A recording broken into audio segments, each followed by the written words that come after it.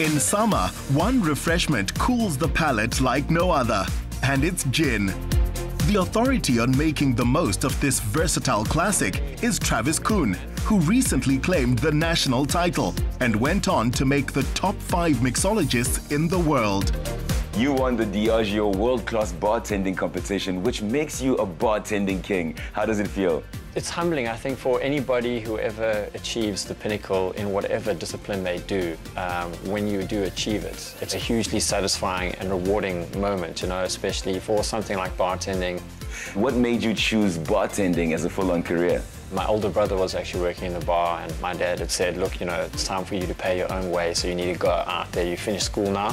And it literally was the first job that I did after I finished school. And you know, it was just something which I really enjoyed, and I really did well almost from the very beginning. You know, I entered a competition and I won it at the first time. So I thought this is really something which I am passionate about. It's something that I just seem to have a flair for. I decided bartending is something which I'm going to actively pursue, and I'm going to make a profession out of it. Tanqueray is Travis's favorite gin. He has that in common with aficionados Angus van Aarde and Kyle Lesh. Kyle, the gin explosion has seen a sudden appearance of craft gins locally and internationally. What's the view of a brand that's been around and defining gin since 1830? Making exceptional gin consistently year after year requires lots of hard work and dedication. It took Charles Tanqueray 300 recipes before he arrived at the definitive Tanqueray London Dry Gin. And it's no wonder that it's the favorite gin of bartenders around the world, just like Travis over here. Well, I think we've come to the right place because my man Angus here has got something special for us. Good day, gentlemen. Thanks. So, Tanqueray London Dry Gin consists of 4 core botanicals, mainly Tuscan juniper, licorice, angelica root, and coriander. And if you'd like to just smell your glasses, you'll notice that it's a very fragrant, refreshing styled gin. Take some thyme and lemon that are prepared for you in your garnish trays and just put it into your glasses. Put a sprig of thyme in your hand and just give it a little slap, drop it in your glass, and then taste again and just let me know how it has changed the gin for you. Wow. It does make quite a difference. It's clear that it's a premium taste, but what makes it a world-class gin? If I had to narrow it down to one thing, I would say craftsmanship.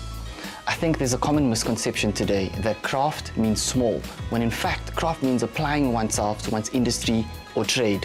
Yeah, I think if I can add from a mixing point of view, when bartenders consider gins, it's always nice to take a traditional London dry gin and see how beautiful it is and how aromatic and herbaceous it is to make perfect gin and tonics.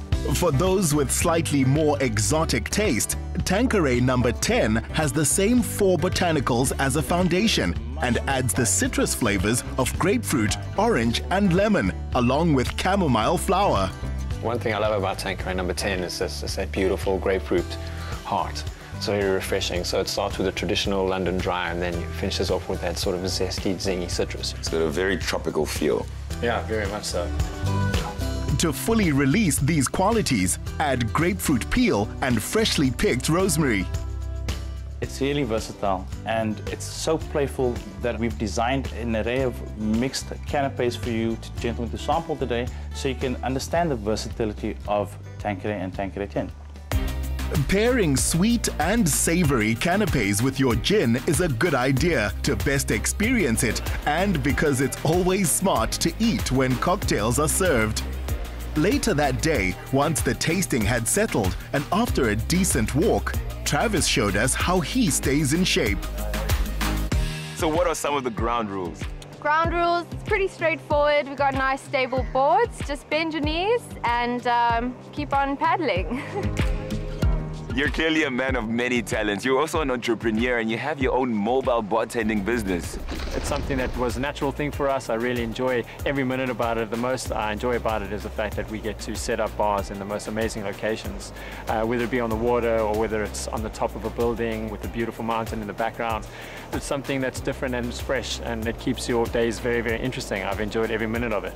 How did winning the DIAGEO South African World-Class Bartending Competition change your life? One of the challenges that we had to do incorporated a way in which bartending could help the community around you. And we looked at ways in which we could help impoverished people so that they would benefit from our purchases that we make in the bar. We called it impactful purchasing. So I've actually seen the way in which bartending can actually help other people in the society and the communities that we live in. And that's something that opened up a new scope to something that I want to pursue in the future. Around the time that the distillation of gin was perfected in England, the Americans mastered the art of making cocktails. A place where both histories come together is where Brent PERREMORE holds court. Hey, Harmony, how's it going? Cool, man. I feel like I've been instantly transported into the 1920s. I know, it's beautiful, isn't it? Brent, the Art of Duplicity is a world-class venue for DIAGEO. What makes it unique and gives it its world-class status? Well, I have to say, Harmony, it's probably the attention to detail. We've spared no expense, from our crystal glassware to our world-class cocktails, world-class jazz acts, local, international. If you don't know about this place, you're missing out. Well, we also have our own world-class bartender who's about to show us why he became the king of bartending. Well, the legends welcome aboard. For a man to surrender his bar to another mixologist is a sign of deep respect in this industry. Yeah, Rentals, thank you. Thanks, bro. Cool. Cool. All yours, my man. Thank you. What are we making? Okay, so the first drink I'm going to be making is called the White Lady. It's a classic gin drink, perfect for Tanqueray London Dry. The first thing to do is to chill our glasses down, and we use that by just icing up the glass and adding some spring water to that. And then what we're going to do is we're going to just stir that around. When we stir, the movement helps create the chilling on the side of the glass. This drink doesn't have ice in it, so we have to give this drink as much chance to stay cold for as long as possible. Apart from keeping the drink cold, does it affect the taste? All the teas affect the taste, you know, the theatre, time taken, temperature, taste, the Travis, all of these affect the drink in a positive way. Okay, so let's begin with the ingredients portion. Tanqueray London Dry, this is 50 mils. So we're going to go for a classic measurement here, 2-1-1. So 2 of the spirit, 1 of the sweetening agent. 1 lemon juice, and we're going to give 15 mils of cellulose, which is like a plant-based derivative, which we use to replace egg white in drinks to create that frothy feel. Then we're going to shake this up right now with a hard shake.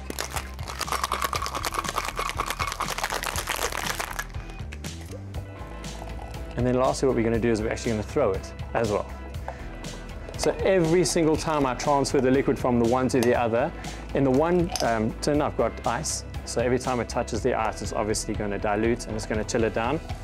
But I'm doing this more for aeration than I'm doing it for chilling. So this is just for show. We can discard this now.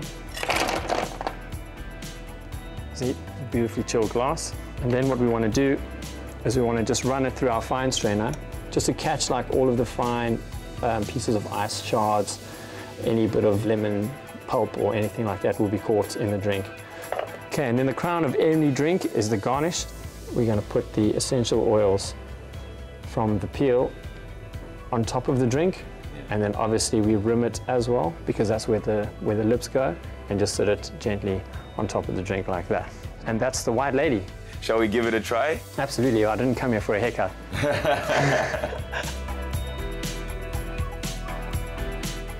I can taste the citrusy effect. And that 2-1-1 ratio. Like, it's not too sweet, it's not too sour. It's just right. For the mix they call an old friend, to your number 10, add fresh grapefruit juice, Campari, and elderflower liqueur. What do you love about working with Tanqueray? It's a premium gin, and for a cocktailian or somebody who's interested in mixing drinks, you want to work with the best ingredients you can get your hands on. So the strength of your house is only as good as your foundation. So the cocktail's exactly the same. You've got to make good foundations. That's why I love using Tanqueray. The White Lady was shaken, the old friend is stirred, and you, my friend, have proven why you are the king of bartending.